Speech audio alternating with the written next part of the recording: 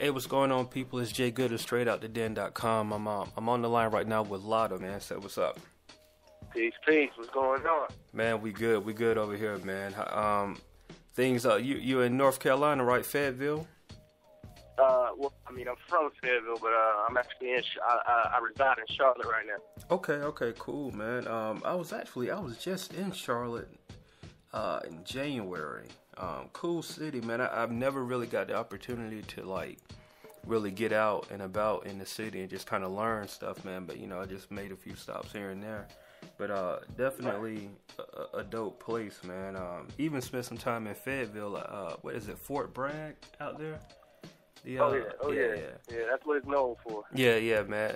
Definitely been out there, but now it's it's definitely starting to you hear more from the hip hop scene there, and you can really start to appreciate the music. And I first came into contact with you with the Overflow record. Okay. And when I heard it, man, honestly, what it made me do is go back and listen to some stuff, and the Final Fantasy album. So I was listening to that, and I mean, you have a flow about yourself, man. That it's something. I don't know. I just like rappers, man. You know what I mean? Like rappers, people that really like to go in and talk about what they want to talk about. So, the first question I have for you is, what are your influences when it comes to, how you got your style and everything like that?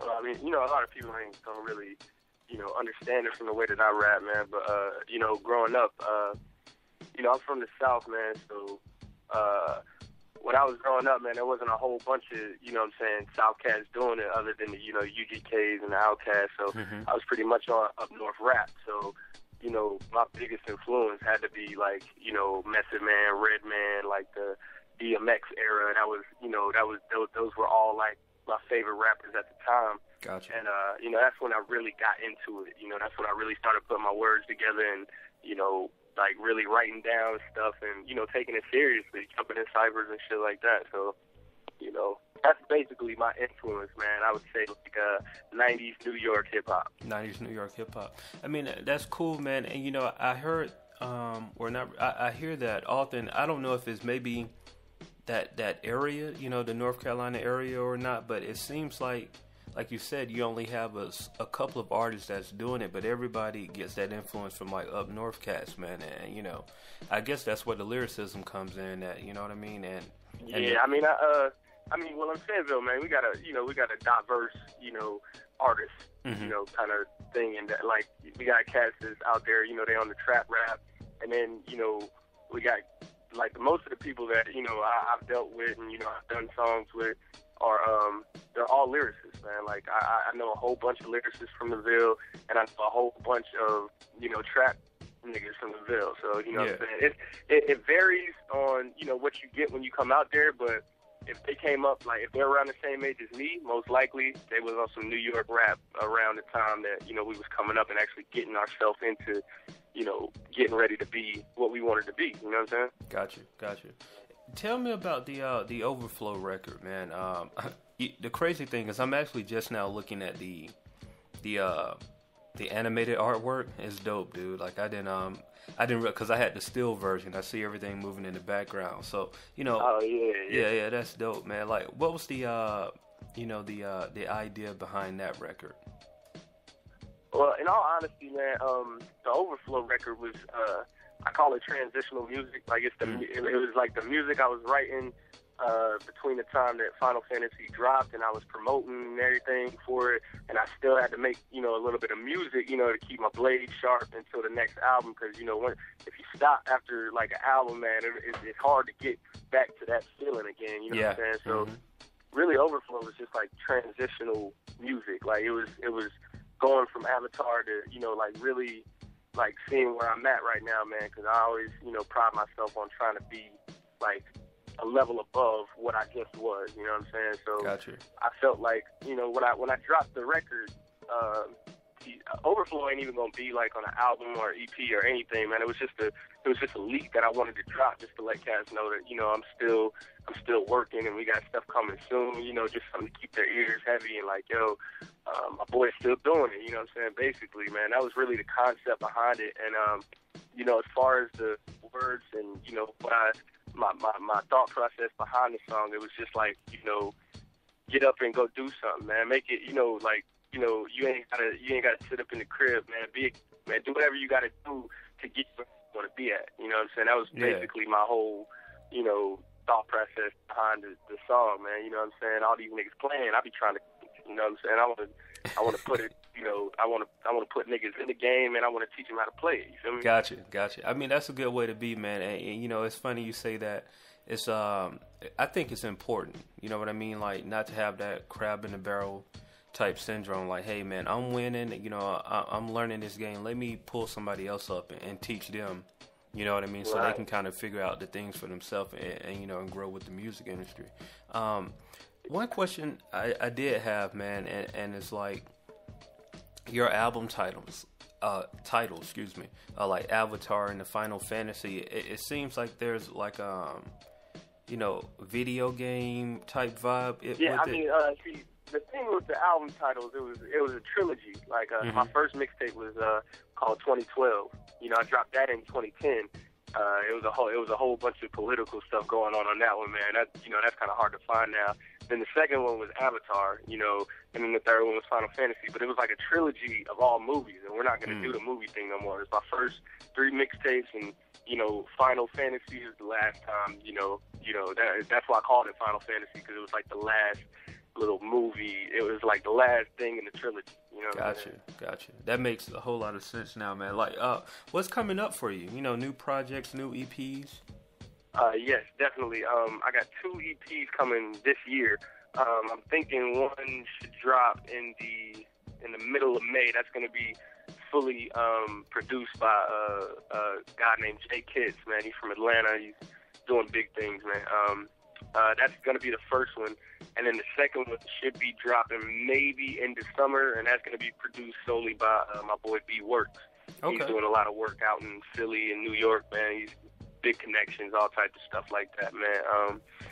And other than that, man, just got, you know, shows. I'm just trying to keep the shows lined up, man, and, you know, just keep my head above water, man. You know, about to have a kid, man, so everything kind of, you know, stuff is kind of, you know, coming full force at me, man, because I still got to try to balance the career and the family life. So, gotcha. You know, I'm still cracking though, man. Yeah, I understand that, man. There's nothing wrong with that. And one thing you mentioned, man, to me, what I'm noticing a lot with different rappers is they're doing these individual projects with one producer.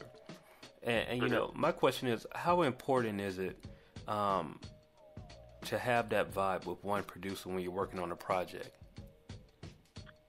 Well, you know, the reason that I'm doing it solely with one producer is because each producer that I'm doing my EPs with this year, they're both on Final Fantasy, and those producers, they got the most aspects from like everybody that heard, you know, J.Kid's track or he worked on my mixtape was like, yo, like these kids is crazy, like, oh, you need to do more work with them. So basically, you know, I just approached both of them like the same week, and I was like, yo, man, what y'all want to do, man? I want to do an EP solely just y'all, you know, 8 to 10 tracks, and you know what you gonna do? And both of them was all for it, man. They was like, yeah, man, I love to, and you know, we already had a chemistry, man. Like as far as like when I first did, like they sent me beats, and you know they didn't know what to expect, man. You know, I made the music and gave it back to them, and you know they were like, yo, I'm really fucking with you, bro. Like you about to be the next nigga. Like I really fuck with you. You know what I'm saying? And I mean, you know, I hear it a lot, but you know, I don't never really, you know, let that type of shit go to my head. You know what I'm saying? So. I mean, I'm just doing it with them, and you know, we're gonna work on some other shit together too. But after these 2 EPs, I'm going straight to the album, man. Like for real, because the EP thing is cool, man. Especially doing it with one producer, but you know, you got to get something out there like full force, something that people will be willing to pay for. You know what I'm saying? Yeah, definitely. Both of these projects most likely will be free. Yeah, you know, I'm a firm believer in that, man. Like. you know, you build a fan base, you do these shows, but at the end of the day, you know, you're not doing this for free. You know what I mean? Like, right. People have to understand that, like, this is not just a, you know, a hobby. It's really a grind, and in order for it to grow into a career, the end result has to be that you got to get paid for it. I dropped so many EPs, man. That's going to be my 5th project that I gave for free. So it's like, you know, at this point, I really do need to be getting paid for it because, you know, I gave a whole bunch of music away for free. Yeah, I got you, man. I agree with you 100%. Hey, before we get out of here, man, you know, let people know how they can get in contact with you. Okay. Well, let me think here. The Twitter, the Instagram, and yeah, just the Twitter and the Instagram is the same. It's at Lotta910, Lotta 910. You can check me out on YouTube. That's youtube.com/LottaMan. And you can go straight and get all the music that I have to date on Lotta.bandcamp.com. And I also got my personal site for all the singles that won't be on Bandcamp, and that's LottaOnline.com. Gotcha. Well, hey, once again, it's J.Good of Str8OutDaDen.com. I'm on the line with Lotta, man. And before you leave, the one thing I ask people, man, like, if you could, just grace us with a couple of bars before you get out of here. It can be anything. It can be a freestyle. It can be written, whatever you want. All right, some new shit. See, we ain't had no pot to take no piss in. But most you niggas say that just to fit in. I celebrate my life because all my wrongs, they send me right into no dead end. Thank God I caught a grip before I fell in. $500,000 just to get me out that cell. If you ain't never caught no charges, you ain't never been in jail, but your heart be on your sleeve and they see you wear it well, they gonna make your ass sit and hope you never post your bill. See, all my niggas all real. That your side recognize when they see it. We throwing up the West like we believe it. We seated in a throne. If you really couldn't picture what a king is, just mix a hood nigga with a genius. And now they know my name. They know I'm from the Ville. They Googled all my bars. This shit is real. We couldn't be the same. I think that's how I feel. It's all about this day. And everything is real. Yeah. You know what I'm saying? That's all I got right now, bro. Hey, it's all good, man. It's all good. Hey, it's J.Good of Str8OutDaDen.com. We're on the line with Lotta, man. One more time, your Twitter information before we get out. At Lotta910. Hit me up, please. All right, that's good. And we out, man.